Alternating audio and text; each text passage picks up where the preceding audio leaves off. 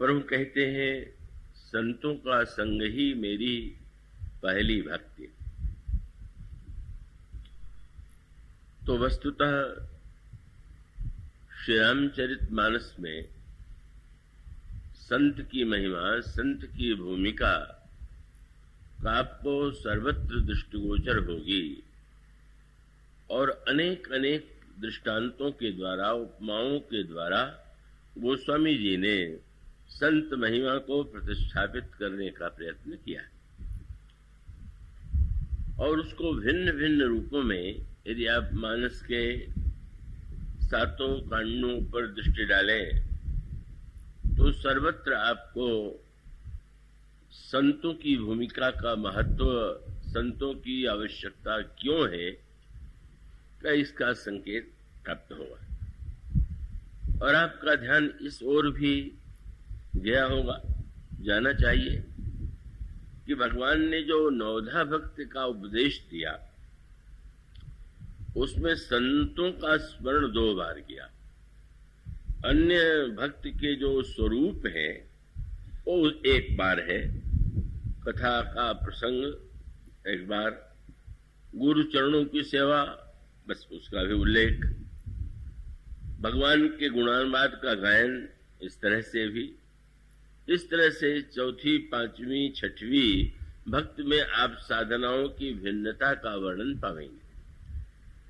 पर पहली भक्ति के बाद भगवान जब 7वीं भक्ति का निरूपण करते हैं तो फिर उन्होंने संतों की महिमा का स्मरण किया और एक नए रूप में किया। उन्होंने कहा 7वें सम मोहिमय जग देखा। मेरी 7वीं भक्ति ही यही है कि सारे संसार में व्यक्ति मेरा दर्शन करे, मुझ में ही सारे विश्व का दर्शन करे। और उसके साथ साथ एक वाक्य जोड़ना प्रभु ने आवश्यक समझा और उसमें उन्होंने ये कहा कि संत को मेरी अपेक्षा भी अधिक श्रेष्ठ मानना चाहिए।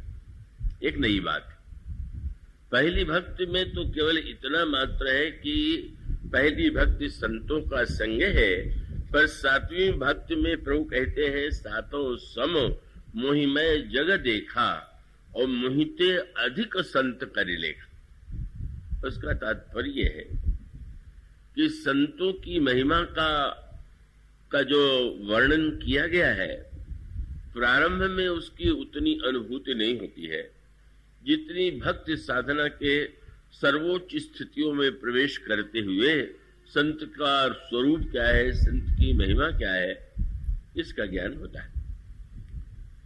और तब उसको यूं ध्यान में रखने की चेष्टा करें कि ईश्वर वह तो सत है।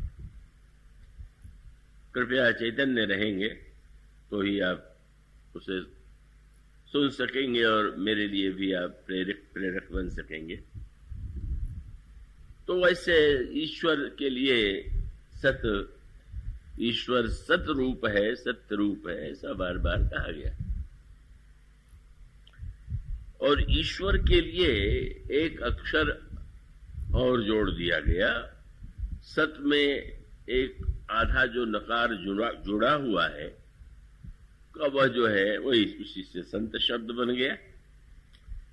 तो संत का उद्देश्य क्या है और उस अर्ध मात्रा के द्वारा संत को जो विशिष्टता प्रदान की गई उसका तात्पर्य क्या है। और तब इसका उत्तर है कि यह जो सतरूप ईश्वर है, ये सतरूप जो ईश्वर है वो कहाँ रहता है। तो इसका तो एक ही उत्तर सारे शास्त्रों में और ग्रंथों में दिया गया और उत्तर यह है कि वह ब्रह्म जो है का सत चेतन घन आनंद राशि, वह सत है, चेतन है और समस्त आनंदों का राशि है। तो उसको व्याख्या के रूप में यूं कहें, सत का अर्थ है सत कहिए जो विनशय नहीं। सत का तात्पर्य है जिसका कभी विनाश नहीं होता, जो पहले भी था, अब भी है, भविष्य में रहेगा, वह मानो सत है। और चित शब्द का तात्पर्य है चित चैतन्य सकल घटमाएं। चित का अभिप्राय है कि जो समस्त प्राणियों में चेतना के रूप में विद्यमान है वह मानो चित। और उसके साथ जो आनंद शब्द है उसका तात्पर्य है आनंद निशिदिन रही आनंदा ताते नाम सच्चिदानंदा। तो संसार में व्यक्ति का आनंद क्षणिक है, अभी आनंद मग्न है और अगले ही क्षण का वह व्यक्ति आनंद से दूर चला जाता है, विषाद में डूब जाता है। पर जिसका आनंद सर्वतोक समस्त कालों में, समस्त व्यक्तियों में, समस्त जीवन में कभी आनंद विनष्ट नहीं होता है, वह आनंद है। तो ऐसा जो सच्चिदानंद घन है, बार बार उसका नाम इसी रूप में लिया गया है। और वह सच्चिदानंद जो है का वो समस्त प्राणियों के हृदय में विराजमान है, किंतु व्यक्ति को तो अपनी अनित्यता का ही अनुभव हो रहा है, उसे मृत्यु का भय सताता रहता है। उसके जीवन में व्यक्ति के जो अनेक भय हैं, उसमें सबसे बड़ा भय मृत्यु का भय। तो अब सत विराजमान है, सत हमारे हृदय में है, और शास्त्रों के वचनों पर श्रद्धा करें तो सत जो है उसके ही अंश हैं।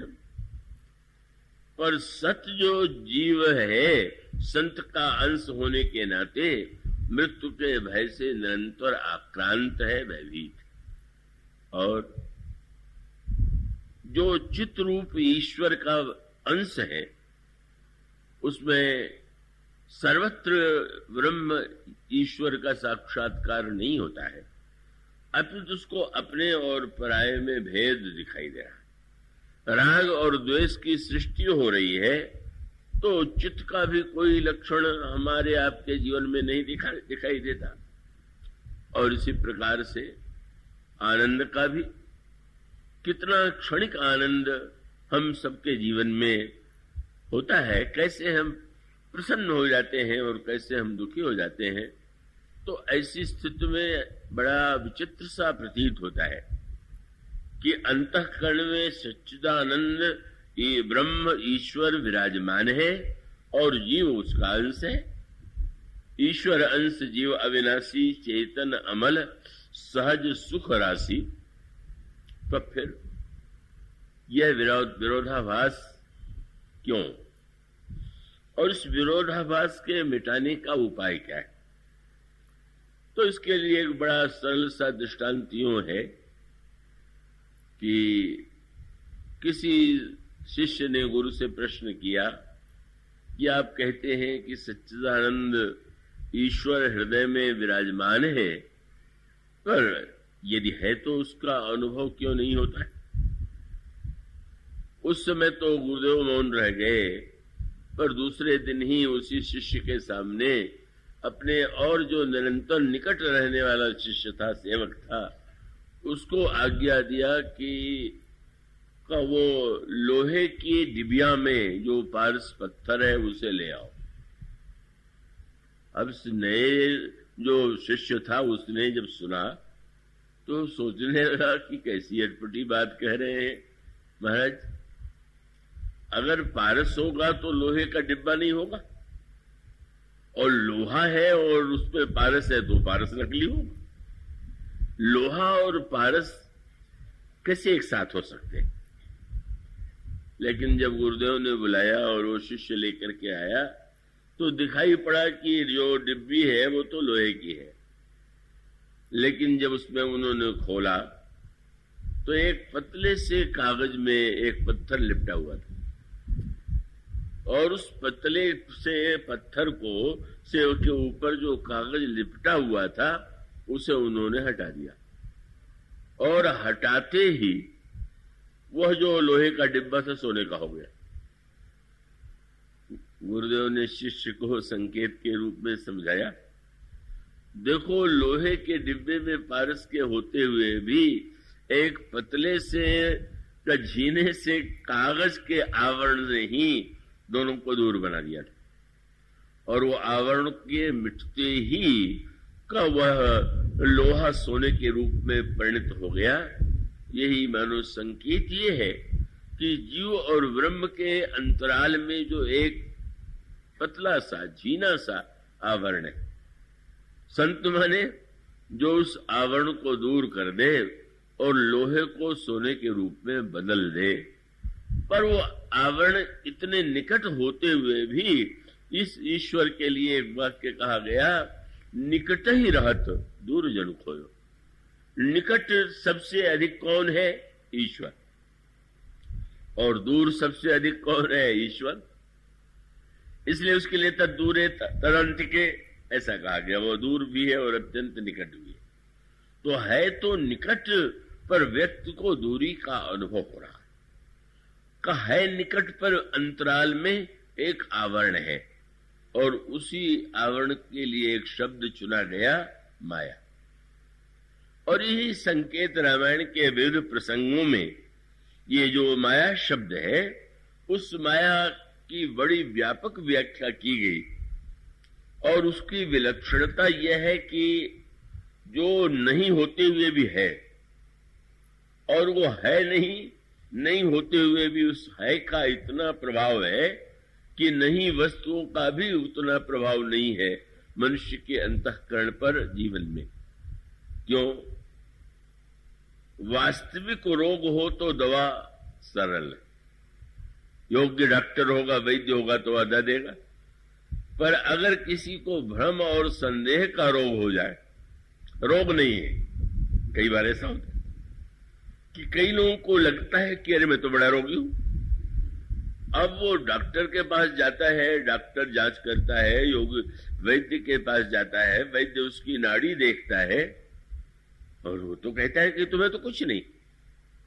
और इससे सुनकर के वो प्रसन्न नहीं होता रोगी। वो सोचता है कि मूर्ख है डॉक्टर, ये वैद्य कितना नासमझ है कि मुझे कष्ट हो रहा है, कह रहा कुछ है ही नहीं। इसका अर्थ यह है कि वस्तुतः माया यदि वास्तविक होती तो उसका विनाश सरलता से संभव था, पर नहीं होने पर भी जिसके होने का इतना अंतःकरण में प्रभाव है, वो उसका आवरण तो अपना ही बनाया हुआ है, और उस आवरण के कारण ही ईश्वर से हमारी दूरी बनी हुई। इसी को रामायण के अनेक दार्शनिक सांकेतिक प्रसंगों में प्रस्तुत किया गया। भगवान की बाल लीला में वसुंध जी निरंतर बाल लीला का आनंद लेते हैं। छोटे से कौवे के रूप में वो महाराज दशरथ के आंगन में खेलते हुए ब्रह्म के साथ स्वयं भी उस खेल में भाग लेते। स्वयं उन्होंने गरुड़ जी को सुनाया, लरिकाई जह जह फिरही तह तह संग उड़ाऊं, जूठन फिरई जूठन गिरई अजिर मह सोई उठाए मैं खाऊं। और क्या कहना है उन क्षणों का, उन आनंददायी उन अवसरों का जब वो प्रभु की क्रीड़ा का आनंद लेते हैं। पर एक दिन कुछ प्रभु के अंतर हृदय में अद्भुत ही लीला की इच्छा उत्पन्न हुई। कौशल्या अम्मा ने ला करके अपूप दिया, जो अत्यंत रसीला है, और प्रभु के हाथ में जब वो रसीला अपूप मालपुआ कुसुंड जी को दिखाई दिया तो आज लगा कि आज प्रभु प्रसाद तो मुझे देंगे ही। और एक नई बात हो गई, प्रभु ने वैसे तो गिरता था तो लेते थे, आज प्रभु ने निमंत्रण भी दिया, आओ आओ। अच्छा, आज तो विशेष सम्मान पूर्वक का आमंत्रण देके बुलाया जा रहा है, तो कहनी क्या है? कहीं ऐसा तो नहीं कि आज पूरा मालपुआ मुझे ही खिलाने वाले हो। लेकिन जब वो पहुंचे तो भगवान ने हाथ खींच लिया, बुलाया, और जब वो आए तो प्रभु ने मालपुआ नहीं दिया। तो सोचने लगे कि अब आपने बुलाया और नहीं दे रहे तो मैं क्यों यहां रहूं, भागे। और जब भागने लगे तो चलो भाग, तो बुलाते नहीं है, चलो भाग तब पूप दिखा, मैं मालपुआ दिखाते हैं, आओ आओ। मालपुए को दिखलाते हैं तो और पास में चले आते हैं, पर जब पास में आते हैं तो फिर दूर। यह थोड़े देर तक जब क्रम चलता रहा तो खींच गए भुसुंडी जी। अब मालपुए के लिए इतना बार बार इस तरह से बुलाना और न देना, तो आपने निश्चय किया कि अब मालपुआ दिखावेंगे तो भी नहीं आऊंगा। तो प्रभु ने देखा कि मालपुआ दिखाने पर नहीं आ रहे तो रोने लगे। रोने लगे तो मन में आया कि अब प्रभु जब रो रहे हैं, मेरे दूर जाने से तो पास में चले जाना चाहिए। तो आप आ गए पास में आ गए तो हंसने लगे। लगा कि पास जाने से भुसुंडी के प्रसन्न होते हैं और दूर जाने से रोते हैं। पर फिर वही स्थिति, पास आने के बाद हंसे तो अवश्य, पर जब उन्होंने सोचा कि प्रभु के चरणों को पकड़े तो अब प्रभु ने एक अनोखा कार्य किया, भागने लगे। पहले भुसुंडी भाग रहे थे, अब भगवान भाग रहे। अब जब यह खेल चला और प्रभु नहीं दे रहे हैं तो भुसुंडी जी ने उस स्थिति का वर्णन करते हुए कहा, आवत निकट हंसहि प्रभु भाजत रुदन कराहि, जाऊं समीप गहन पद फिरी फिरी चितय पराय। भागते हैं, पर भागते हुए देखते हैं भुसुंडी जी को कि जब यह क्रम चला तो भक्त को बड़ा ही क्षोभ हो गया। इतने देर से कभी पास बुलाते हैं, कभी स्वयं भागते हैं, कभी हंसने लगते हैं, कभी रोने लगते हैं। इस दृश्य को देख करके उनके अंतःकरण में एक क्षण के लिए भ्रम उत्पन्न हो गया कि क्या सचमुच ये ईश्वर है भी कि नहीं। जिस ईश्वर के विषय में यह कहा जाता हो कि वो भक्तों की कामनाओं को पूर्ण करता है, वो एक मालपुआ का टुकड़ा देने में भी कृपणता करे, कैसा है ये ईश्वर। प्राकृत शिशु इव लीला देख भय मन मोह। व्याख्या भी उन्होंने कर दिया। बोले दोष उनका नहीं था, दोष मेरा था। क्या? प्रभु कर रहे थे लीला और मैं ढूंढने लगा चरित्र। नाटक के मंच पर जो कार्य किया जाता है वो लीला है, और व्यवहार में जो किया जाता है वो चरित्र है। तो अब भगवान तो बच्चों जैसी लीला कर रहे थे, तो उन्होंने कहा मैं ढूंढने लगा ईश्वर की चरित्र को लेकर के। मैं भूल गया कि भगवान तो इस समय बाल लीला का बालक भला किसी को मालपुआ सरलता से दे देगा क्या? बल्कि आपने तो जरूर अवश्य कविता पढ़ी होगी जिसमें का एक कौवे का वर्णन रसखाने ने किया, और उसमें तो और भी विलक्षण संकेत है। तो लगता है ये है कि भुसुंडी जी रहे होंगे, रामावतार में आए तो श्री कृष्णावतार में भी पहुंच गए, और उस समय श्री कृष्ण की झांकी का वर्णन जो किया का रसखान ने बड़ा सुंदर है। का धूसर धूरी भरे अति सुंदर, यहां भी भगवान राम धूल धूसरित रूप में बताया गया है।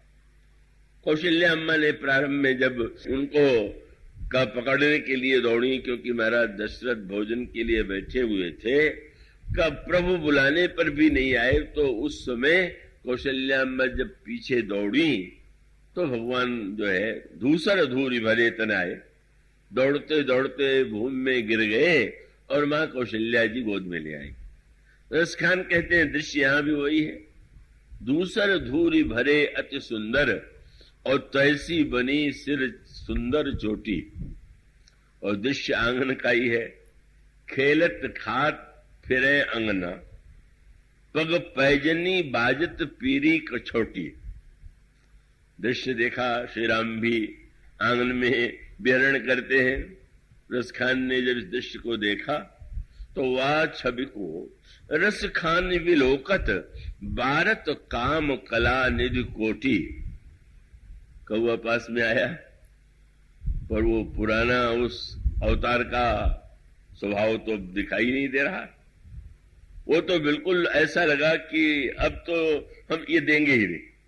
भगवान ने तो राम के रूप में नित्य दिया था, एक ही दिन न देने की लीला की, पर भुसुंडी जी ने बहुत बढ़िया खेल किया। बोले भाई उस अवतार में देने वाले इसमें तो छीन करके ही खाने वाले, सब छीन लेते हैं, चुरा लेते हैं। तो रस खान कहते हैं कि इस कौवे ने क्या किया? बोले काग को भाग कहां कहिए, हरि हाथ ते ले गए वो माखन रोटी। झपट्टा मारा और उनके हाथ से लेकर के उड़ के चले गए। तो वो श्री कृष्ण की लीला का एक दूसरा रूप है का, जहां पर वो वैसा लगता है कि जैसे का वहां तो छीना झपटी का अनोखा खेल चल रहा है और भुसुंडी जी ने उस रूप में प्रसाद ग्रहण किया। पर इस लीला में तो भगवान सर्वत्र बड़े उदार प्रतीत हो रहे थे।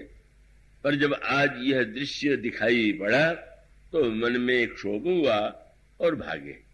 बड़ा प्रसंग विस्तृत है। काकभूषुंडी जी को आशीर्वाद था कि कोई ऐसा ब्रह्मांड में स्थान नहीं है कि जहां पर वे पहुंच नहीं सकते।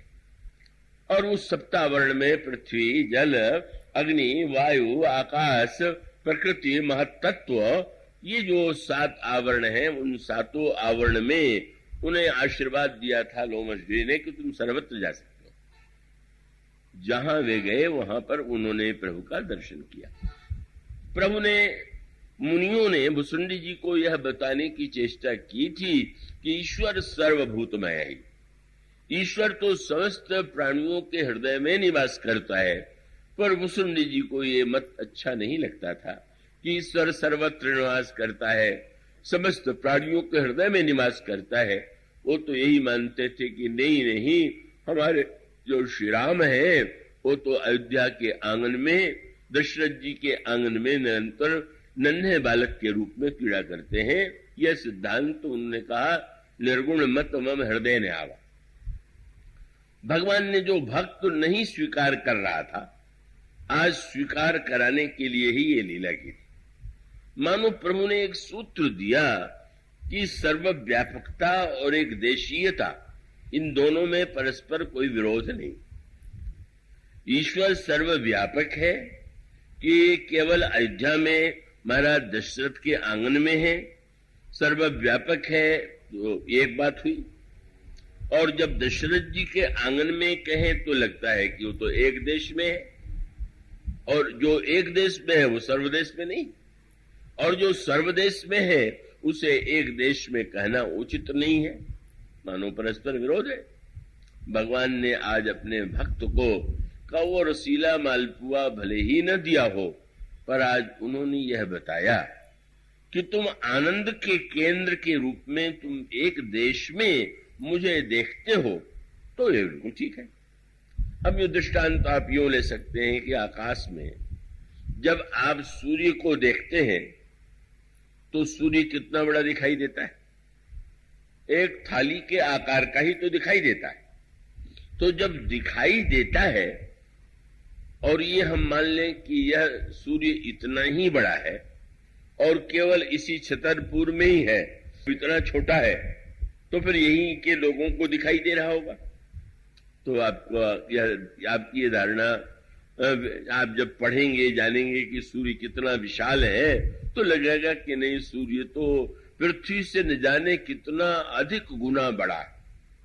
और तब इसका तात्पर्य क्या है कि उस सूर्य को यदि हम ससीम रूप में देखते हैं तो उसका दो ही कारण है, दूरी और हमारे दृष्टि की सीमा।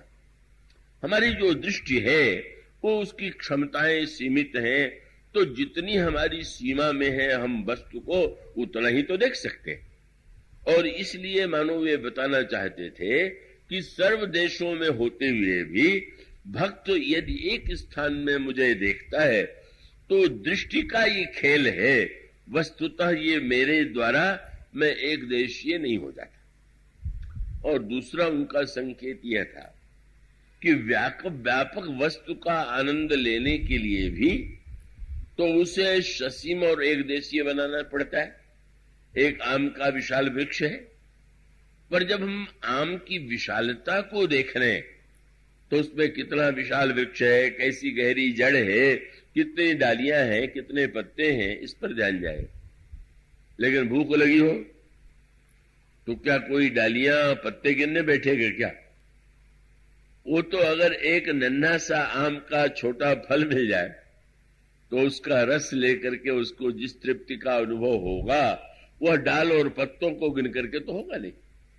और इसका तात्पर्य है कि आनंद के लिए उस ईश्वर को हम एक देश में पा करके ही तृप्ति का अनुभव करते हैं, रस का अनुभव करते हैं। इसलिए भुसुंडी को मानो यह सत्य सिखाने के लिए कि तुम एक देश में आनंद लेते हुए भी मेरे सर्वव्यापकता को वस्तुतः ग्रहण करो, समझ लो। और उसके साथ साथ भगवान ने जो एक और सूत्र दिया जो इस संदर्भ में जिसकी आवश्यकता थी, और ये है कि भुसुंडी जी को पकड़ने के लिए भगवान राम भुजाएं फैलाए हुए और जहां तक वे जाते हैं वो भगवान राम की भुजाएं।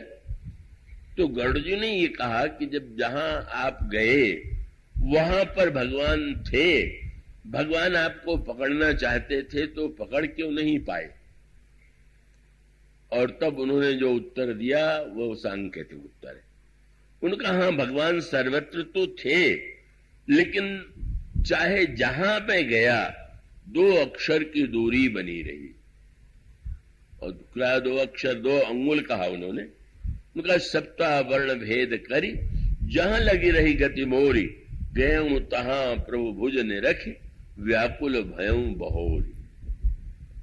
क्यों? ये 2 अंगुल कौन सा है? ये माया।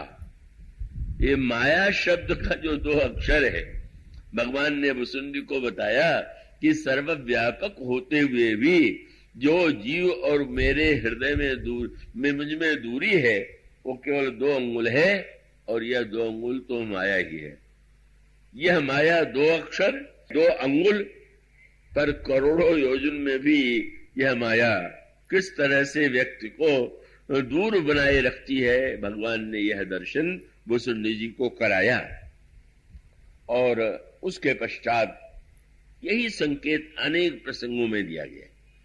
यह जो भगवान की माया कहते हैं, माया बड़ी प्रबल है।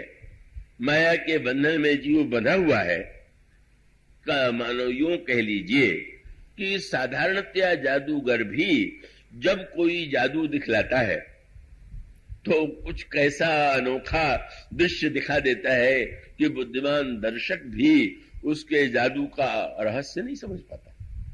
ठीक इसी प्रकार से कि यह जो माया शब्द है, 2 अंगुल की दूरी, करोड़ों योजन की यात्रा आप कर सकते हैं, करोड़ों किलोमीटर की यात्रा कर सकते हैं। चंद्रमा और मंगल चंद्रमा तक पहुंच गए हैं और शायद आगे पहुंच जाएं, लेकिन ये 2 अंगुल की दूरी तो बनी ही रहेगी।